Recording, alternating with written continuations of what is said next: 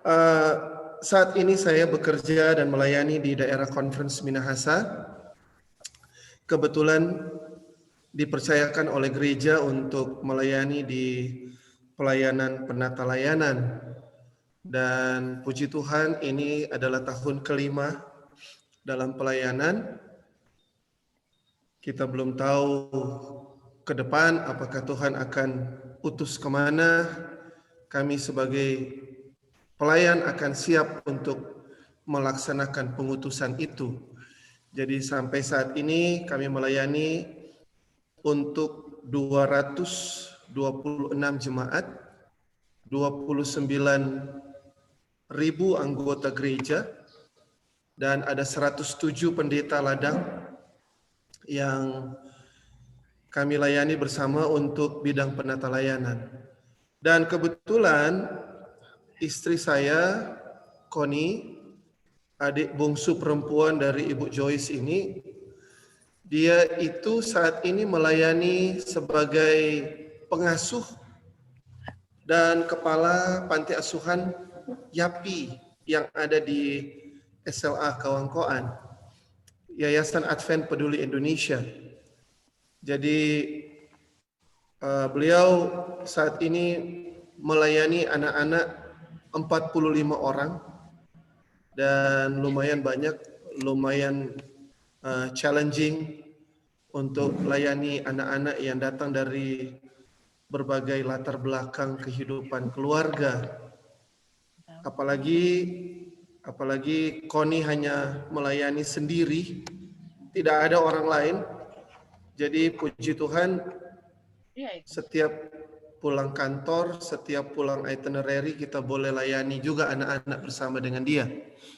Juga ada orang tua kami yang turut untuk membantu dalam pengawasan buat anak-anak. Mungkin itu perkenalan singkat dari kami keluarga, dan sampai saat ini kita dengan Connie masih honeymoon terus karena orang belum ada kecil, belum ada anak di dalam rumah tangga. 45. Jadi 45 anak ada. Puji Tuhan, kurang mau pakai margara rantak dorang. Jadi puji Tuhan malam ini kita boleh bertemu. Senang sekali kita boleh sharing untuk firman Tuhan. Malam ini saya ingin untuk memberikan sedikit pembicaraan, dan saya kasih judul pembicaraan saya itu kesempatan dalam kesempitan. Mungkin saudara-saudara akan berpikir ini judul model bagaimana kesempatan dalam kesempitan. Tapi itulah yang saya suka untuk dibahas malam ini, karena saya akan membahas satu kata yang sederhana, kesempatan. Saat ini sebagaimana kita ketahui bahwa seluruh dunia sementara mengalami situasi yang sulit. Ada orang bilang ini pandemik, ada orang bilang ini plandemic, ya entahlah. Tetapi itulah situasi yang kita hadapi. COVID-19 seperti menjadi momok. Banyak orang jadi ketakutan. Malahan kalau kita di Manado sini, kata COVID-19 itu menjadi trauma bagi sebagian besar anggota gereja. Kenapa saya katakan menjadi trauma bagi sebagian besar anggota gereja? Karena sekarang orang-orang jadi takut ke rumah sakit, saudara. Orang-orang jadi takut ke rumah sakit. Kenapa mereka takut ke rumah sakit? Karena mungkin mereka hanya flu, mungkin mereka hanya kena pusing sedikit. Mereka jadi takut nanti di-COVID-kan. Ada seperti trauma. Jadi they don't want to go to the hospital. Sama sekali. It is better for them to stay at home, mendapat perawatan di rumah, kemudian merasa bahwa itu lebih secure bagi mereka. Karena pengalaman 2 weeks ago, 3 weeks ago, itu satu teman pendeta muda dia meninggal oleh karena pasien hemodialisis HD untuk 8 tahun. Tapi ketika dia meninggal, keluarga dan conference sendiri tidak bisa bikin acara karena dia meninggal langsung dikuburkan. Padahal hasil belum dapat. Setelah diperoleh ternyata negatif, bukan COVID. Orang-orang semua takut. Situasi di gereja sangat-sangat takut. Di awal dari pandemik ini, saudara-saudara, khususnya bagi kami di bidang penata layanan, seperti ketakutan. Kenapa? Karena sebagaimana saudara ketahui bahwa Conference Minahasa is the biggest conference in Indonesia. Boleh saya katakan demikian. Dari 2 uni, Minahasa Conference is the biggest conference dengan jumlah keanggotaan yang luar biasa besar. Jadi keanggotaan kita itu luar biasa. Jumlah pegawai luar biasa. Dan kita memerlukan satu amount yang bukan hanya kecil, itu huge. Kita perlu besar sekali amount untuk operasional.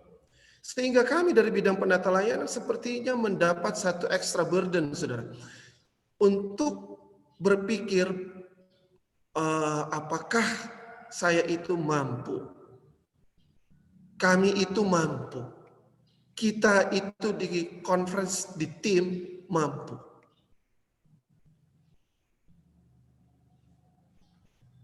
Kebetulan waktu bulan Maret kami mendapat pelatihan di Bangkok. Pendeta Marcos Bonfim mengatakan seperti ini. Dia katakan, don't ever think about failure. Just push forward. Kami bingung. Maksud dari beliau push forward itu apa? Ternyata dia bikin abbreviation, push itu dengan abbreviation yang sangat luar biasa. Pray until something happen. Dengan kata lain, keep on praying. Keep on praying. Kemudian saya berpikir, saudara-saudara, apakah kita hanya pray dan pray dan pray terus? Ketika kami pulang, saya coba mengumpulkan teman-teman pendeta, dan saya coba katakan kepada teman-teman pendeta yang berjumlah 107 orang itu, friends, we have a big challenge to face. Kita punya challenge yang sangat besar. Dan ini tidak mungkin untuk kita. Kenapa? Karena gereja ditutup. Tidak ada single church yang diizinkan untuk dibuka. Nah, kalau gereja ditutup, persembahan tidak jalan, persepuluhan nggak jalan, imagine saudara, kita akan ketemu dengan situasi yang luar biasa chaos.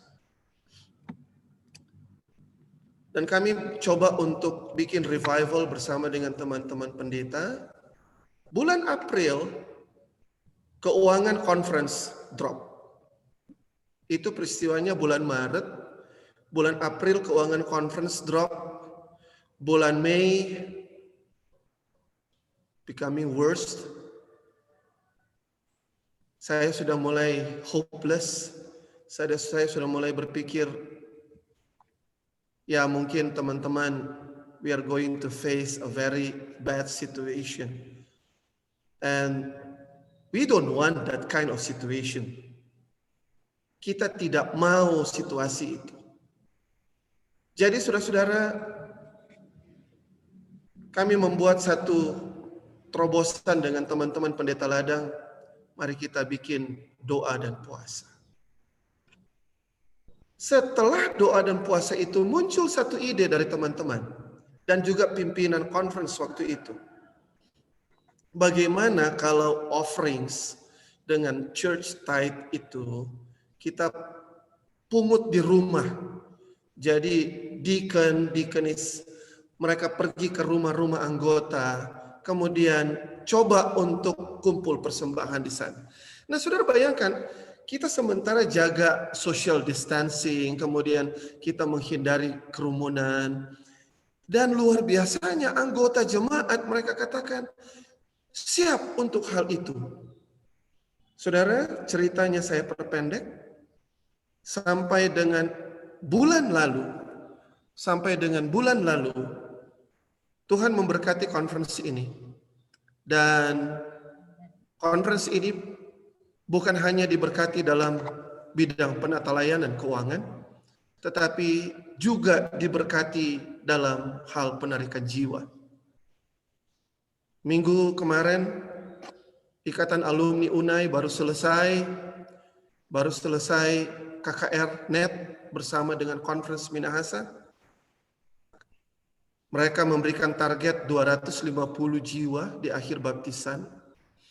Dan Tuhan berkati konferensi ini dengan 258 jiwa. And still counting. Masih tetap jalan perhitungannya, belum stop. Sampai dengan tadi pagi masih ada yang dibaptiskan. Dan kita percaya ini adalah merupakan berkat Tuhan. Saya ingin untuk membaca, saudara, dari rangkaian ayat-ayat kudus di dalam Lukas pasalnya yang ke-21 ayat 13. Lukas 21 ayat 13 dia katakan, hal itu akan menjadi kesempatan bagimu untuk bersaksi. Ini konteksnya, saudara. Ini konteksnya adalah ketika murid-murid bertanya, Tuhan, kapan waktu itu akan terjadi? Kemudian Tuhan katakan, ketika kalian melihat penyakit sampar di mana-mana, kemudian ada tanda-tanda dahsyat di langit, itulah kesempatan bagimu untuk bersaksi. Saya teringat dengan satu lagu yang populer di Manado saat ini, saudara. Mungkin saudara tahu lagu itu, dan kalau saudara tahu, saudara boleh search internet dan melihat kata-katanya luar biasa. Hidup ini adalah kesempatan. Saya punya suara paling susah untuk nyanyi, saudara. Mungkin kalau ada Kak Paul, beliau boleh nyanyi lagu itu, luar biasa, saudara. Hidup itu adalah kesempatan. Sehingga ketika Tuhan memberikan kita kesempatan, saudara, mari kita gunakan kesempatan itu. Hidup itu dibatasi oleh waktu. Dulu kita muda, sekarang tidak muda lagi, saudara. Saya kalau melihat guru saya, Serboyo, walaupun hanya dari layar yang kecil ini, beliau punya rambut putih sudah banyak, Sir. Luar biasa, mahkota yang Tuhan berkati buat Sir. Kalau dulu beliau itu masih belum kelihatan rambut putihnya, saudara. Tapi sekarang sudah ada rambut putih. Artinya kita tidak lagi muda. Tidak selamanya kuat, saudara. Kita tidak selamanya kuat. Setiap menit, hari, bahkan tahun yang kita jalani adalah waktu yang menentukan untuk kekekalan. Oleh sebab itu, mari kita gunakan waktu kita, kesempatan kita untuk mengumpulkan nilai-nilai kekal. Everlasting value-nya harus ada. Dan mudah-mudahan, saudara, dengan kesaksian singkat malam hari ini, mari kita mengambil satu tekad. Ketika Tuhan memberikan kita kesempatan, kita gunakan kesempatan itu, saudara. Kenapa? Karena satu saat ketika kita tidak berdaya, hidup kita itu tinggal menunggu detik terakhir. Hidup itu sudah menjadi berkat untuk orang. Kita sudah mencatatkan satu kehidupan yang berguna bagi orang lain. Jadi ketika kita melihat situasi yang sukar dan sulit ini, percayalah, Tuhan tidak membiarkan kita, saudara. Tetapi Tuhan memberikan kita kesempatan untuk kita bersaksi kepada semua orang. Mari kita katakan kepada semua orang God is good. Tuhan itu baik. Mari kita katakan kepada semua orang bahwa Dia tidak lama lagi akan datang. Mari kita katakan kepada semua orang, COVID-19 is not the end of the world. Mari kita katakan kepada semua orang, Allah kita lebih besar dari permasalahan kita. Dan mari kita katakan kepada semua orang, janji Immanuel akan terus menjadi milik kita. Tuhan memberkati kita semua. Selamat malam. Sampai kita berjumpa di kesempatan yang lain. Shalom. Amin. Amin. Puji Tuhan. Amin.